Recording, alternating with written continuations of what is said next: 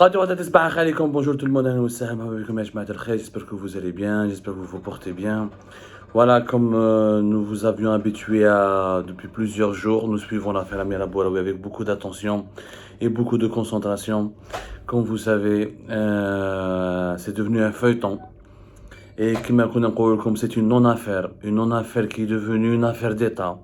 Et c'est la crédibilité de l'État algérien qui est totalement compromise. Comment une femme de 46 ans, elle a juste violé une ISTN, on en a fait une affaire d'espionnage, une affaire d'atteinte à la sécurité de l'État, voire même une affaire de terrorisme. Pourquoi? Alors, nous avons enfin au moins une bonne nouvelle à vous annoncer. La maman de Amira Bouraoui, Khadija Bouraoui, elle est bel et bien saine et sauve. Elle se porte bien, elle est bien traitée. Sa fille Wafa, elle a pu la voir aujourd'hui, 15 février 2022, au niveau des locaux de la brigade de la gendarmerie d'Al Hattab à Annaba. Elle est donc maintenue en garde à vue, comme c'est le cas depuis le 12 février. Elle a passé la nuit du 12 au 13 février dans une brigade de la gendarmerie à la Achourfi à Alger. Ensuite, elle a été transférée vers Annaba par route, donc plusieurs heures de route pour arriver vers les locaux de la brigade de la gendarmerie d'Al Hattab où elle est sous enquête. Elle est maintenue en garde à vue.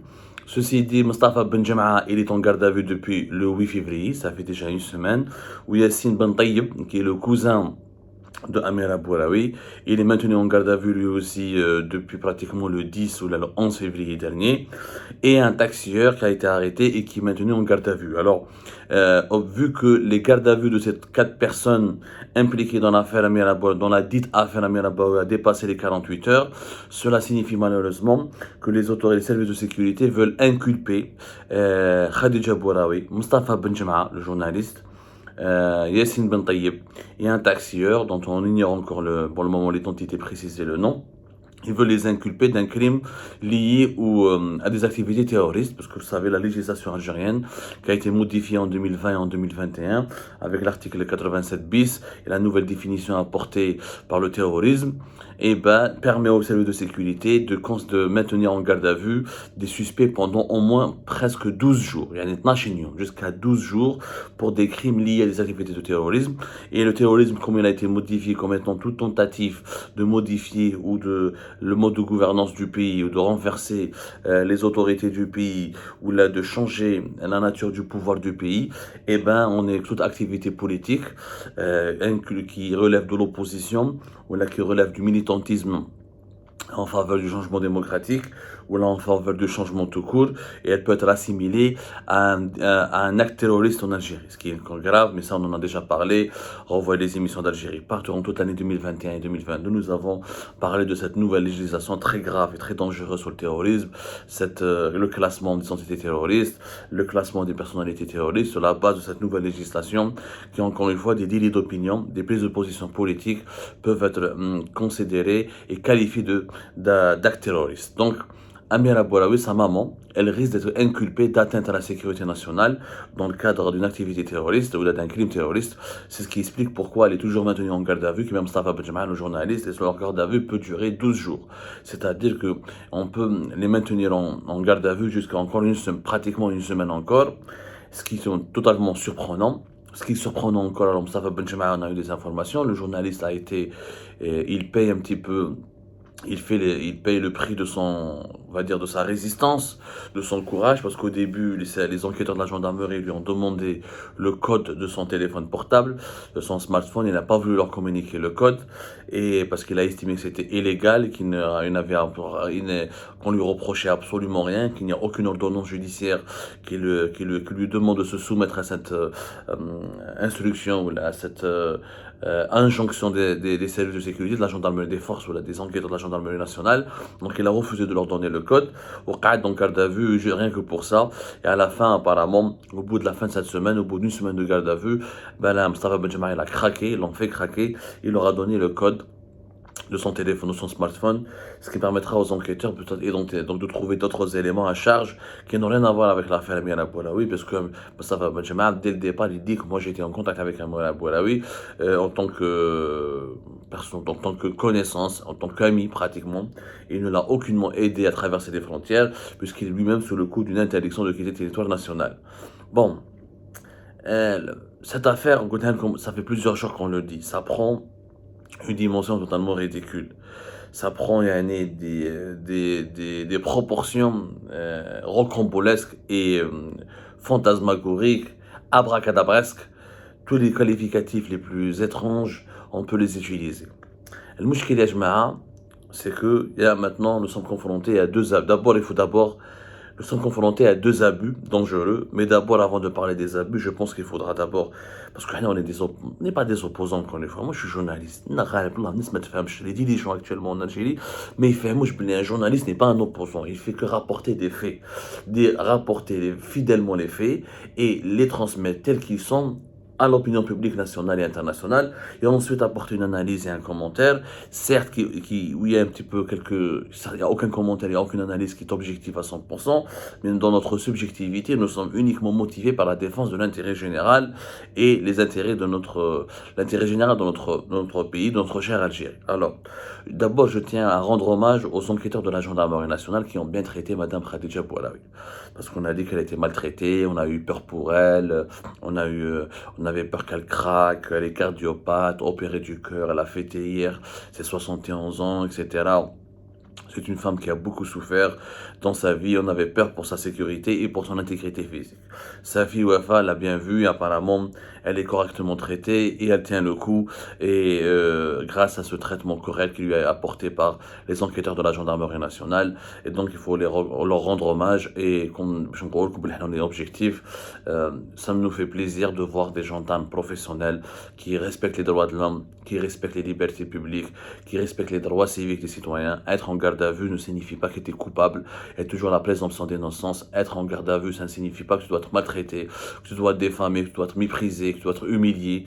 Et ça nous fait plaisir de comprendre et de savoir qu'une femme âgée de 71 ans, veuve d'un homme qui a donné sa vie pour l'Algérie, le père d'Amira Boualaoui, le mari de Khadija Boualaoui, M. Mohamed Salah Boualaoui, a été un grand cardiologue qui a dédié sa jeunesse et sa vie à la santé militaire. Il a dirigé l'hôpital militaire d'Ain Adjar durant les années 190, en pleine guerre civile, lorsque d'autres personnes, notamment certains opposants qui nous donnent des leçons de patriotisme aujourd'hui, ont pris la fuite et ont fui le pays. Lui, il s'est sacrifié pour soigner des soldats et des officiers militaires qui revenaient du front, qui revenaient du champ de bataille, grièvement blessés. Ensuite, il avait fait sa propre clinique, il a travaillé dans pour son propre compte en tant que cardiologue. Il était d'ailleurs l'un des cardiologues les plus estimés, les plus respectés de la capitale Alger et de tout le pays. Insan Kimahada, normalement, Martou, elle est bien traitée. Heureusement qu'elle est bien traitée par les gendarmes. Je pense ils se sont rappelés du combat et du sacrifice de son époux. Même si, encore une fois, j'estime que sa place n'est pas en garde à vue, cette bonne femme n'a absolument rien à voir dans les locaux d'une gendarmerie nationale, et notamment pour une garde à vue qui dépasse 48 heures. Cela signifie, et je vais revenir aux deux abus que je voulais déplorer, qu'il y a une machination judiciaire et politique qui est derrière et qui risque de causer de graves dégâts. Je l'ai dit depuis le début, oui. Les services de sécurité ont le droit d'auditionner Khadija Boualaoui, ils ont le droit de l'interroger. Ça aurait pu prendre une journée, parce que c'est une affaire banale, et elle aurait pu être présentée devant le procureur de la République ou le juge d'instruction en charge de ce dossier. Et au pire des cas, elle aurait risqué uniquement un contrôle judiciaire parce qu'il n'y a absolument rien de grave. Alors, les informations qui nous parviennent de ce dossier, les enquêteurs de la gendarmerie, ils ont visionné les caméras de surveillance à l'époque frontalière à Oumtboul. Ils ont visionné des caméras de surveillance, ils ont remonté un petit peu tous les contacts et toutes les communications établies par Amira Boualaoui vont sortir. Ils ont interrogé énormément de personnes. 4 personnes sont en garde à vue. Les interrogatoires et les auditions démontrent encore une fois qu'il n'y a ni affaire politique, ni intervention d'un service étranger, ni l'implication d'une ambassade d'une chancellerie occidentale. Il n'y a absolument rien, il n'y a aucun fait qui relève blé ou là qui indiquerait blé. Il y a eu des pratiques d'espionnage en Algérie. Rien. Amira Boualaoui est une Algérienne. Elle a subtilisé le passeport de sa mère. N'a pas dit la vérité à sa mère. Elle a dit à sa mère que son passeport a été perdu. Il faut faire une déclaration de perte. Ensuite, elle a pris un taxi jusqu'au Montbol. Elle s'est déguisée en tant que femme âgée pour tourner en dérision là, pour tromper la vigilance du taxieur. Le taxieur qui connaît le policier de la police aux frontières Taomotobol, lui a glissé certainement une chippa, un pot de vin, un barchiche. L'autre, il a cacheté directement le passeport et l'opération a réussi. C'était aussi bête que cela. C'est, oui, incroyable, ça peut vous sembler incroyable, mais le pays est une passoire. Nous l'avons dit 1000 fois. Le pays est une passoire. Il n'y a pas, les frontières algéro-tunisiennes, des milliers, des dizaines de milliers de personnes, dont des personnes recherchées par la justice, dont des criminels dangereux, dont des délinquants, dont des tueurs, dont des assassins, arrivent à fuir le pays facilement dans des pots de vin en traversant illégalement les frontières du pays. Les douaniers, au niveau de la police aux frontières, au niveau des douanes, au niveau des forces de la gendarmerie, des gardes frontières, de la gendarmerie nationale, la corruption fait ravage. Il y a des connexions puissantes avec les réseaux criminels. Ça ne date pas d'aujourd'hui, ça ne va pas, ça ne s'est pas arrêté, ça ne s'arrêtera pas tant qu'il n'y a pas une moralisation des services du fonctionnement des services de sécurité, tant qu'il n'y a pas une lutte plus efficace contre la corruption, tant qu'il n'y a pas un environnement politique très sain, un environnement politique qui obéit à la droiture, à l'honnêteté, tant que nous vivons dans un contexte politique malsain, tant que la malhonnêteté, la tricherie constitue la boussole des hauts responsables de l'État, et ben tous ces vices et tous ces fléaux ne vont pas disparaître de sitôt de notre pays. هذه هي l'affaire. ما كاين حتى حد لو كان صاب d'ailleurs. Si c'était une affaire d'espionnage et d'atteinte à la sécurité nationale, ce n'est pas la gendarmerie algérienne qui devrait enquêter. Normalement, c'est la DGSI, c'est la Direction générale de la sécurité intérieure qui font office du service secret. C'est les services secrets qui sont censés lutter contre le contre-espionnage, faire du contre-espionnage, détecter les espions étrangers, les interventions d'une puissance étrangère. C'était pas la gendarmerie. La gendarmerie, ses compétences et ses pouvoirs sont limités. Qui me dit à la gendarmerie nationale, déjà, ça prouve que c'est une affaire de droit commun. Une affaire de droit commun, un délit de fuite illégal, certes viole une ISTN. Encore une fois, nous rappelons que cette ISTN à laquelle a été soumise Amira Bouraoui, une interdiction de quitter le territoire national, de sortir du territoire national, elle est illégale en soi. Elle est illégale en soi. Elle n'a pas de crédibilité, elle n'a pas de validité, elle n'a pas de légitimité, parce que ce n'est pas un tribunal qui l'a prononcé en fonction de l'inculpation d'Amir Bouraoui dans une affaire bien précise. C'était une mesure sécuritaire arbitraire, en totale violation avec les articles de la Constitution algérienne qui garantissent la liberté de circulation. Donc, si on doit dénoncer une illégalité, il faudra aller à la source de ce problème qui est les STN arbitraires qui accablent des dizaines de milliers, voire des centaines de milliers maintenant de personnes depuis le début de la crise politique de 2019. Il y a une grosse défaillance sécuritaire au niveau des frontières algéro-tunisiennes, mais ça, ce n'est pas nouveau et ça ne va pas s'arrêter pour des raisons que je vous ai expliquées tout à l'heure. La corruption, la mauvaise gouvernance, le manque de transparence, l'opacité du fonctionnement des services de sécurité et notamment la connexion entre les hauts responsables des services de sécurité et les réseaux criminels de trafic et transfrontaliers, notamment de contrebande. Maintenant, ce qui est dangereux, pour noyer tous ces éléments-là dans un verre, dans une tempête médiatique, parce que maintenant l'État algérien s'est engagé, le régime algérien malheureusement s'est engagé sur la voie du scandale de l'État, de la médiatisation outrancière, de la surexagération, de la dramatisation surréaliste. Ben là, ils sont obligés de sacrifier des têtes, de donner des boucs émissaires. Les boucs émissaires sont Mostafa Ben Jamaha, Yassine Ben Tayyib, Khadija Bouraoui, le taxieur. Une affaire une affaire débile, d'un délit de fuite qu'on aurait pu traiter en 48 heures, et ben là, est en train d'être transformé par les services de sécurité pour, encore une fois, maquiller leurs défaillances majeures à tous les niveaux. Et ben, ils sont en train de transformer cette affaire en une affaire de terrorisme et d'atteinte à la sécurité nationale. C'est ce qui explique le prolongement incessant de la garde à vue de ces 4 suspects. Et malheureusement, ils risquent d'être inculpés pour un crime ou un délit grave, pour des faits criminels liés à une activité terroriste. C'est ce qui, malheureusement, pourrait les mettre directement en détention. Alors, je vous donne l'information. Il y a des clans au sein du pouvoir algérien qui font pression pour Tebboune, qui essayent de persuader Tebboune de mettre en prison la maman d'Amira Bouraoui. Ce qui va créer un scandale international sans précédent. Mettre en prison une femme de 71 ans parce que juste son passeport a été utilisé par sa fille pour fuir, pour violer une ISTN, alors que sa fille... Alors, je ne comprends pas comment on va associer le terrorisme ou des faits graves de criminalité menaçant la sécurité nationale à la fin d'Amira Bouraoui. Amira Bouraoui, c'est une jeune femme qui vit pleinement sa féminité, qui boit, qui dénonce, qui insulte sur les réseaux sociaux, qui n'est ni fanatique, ni religieuse, ni conservatrice, n'a aucun lien, ni de près, ni de loin avec le terrorisme. Amira Bouraoui, tu peux l'accuser de tout, sauf de terrorisme. Je ne comprends pas. Comment ils vont s'expliquer, comment ils vont se justifier auprès de la communauté internationale. Parce qu'encore une fois, l'Algérie n'est pas un pays qui vit seul sur la planète, il est membre de la communauté internationale, il y a quand même l'Organisation des Nations Unies, il y a le Haut Commissariat de défense des droits de l'homme, il y a quand même le Conseil des droits de l'homme de l'ONU, il y a quand même pas mal d'instances internationales et des ONG qui surveillent de près l'Algérie et qui ne rateront pas l'occasion de tirer sur Abdelmadjid Tebboune, sur les dirigeants algériens. C'est par malheur, cette bonne femme, cette vieille femme âgée de 71 ans se retrouve sous mandat de dépôt. Parce que c'est ça le dessin qui a été tracé. Comment ils veulent la maintenir longtemps en garde à vue pour l'inculper d'un crime très grave lié à une activité terroriste et à une atteinte à la sécurité nationale. Et comme ça, l'opinion publique nationale et internationale ne parlera que d'elle et ils oublieront le fond de cette affaire, à savoir les violations des libertés publiques, des libertés fondamentales, des libertés inscrites dans la Constitution, la dictature en Algérie, la répression.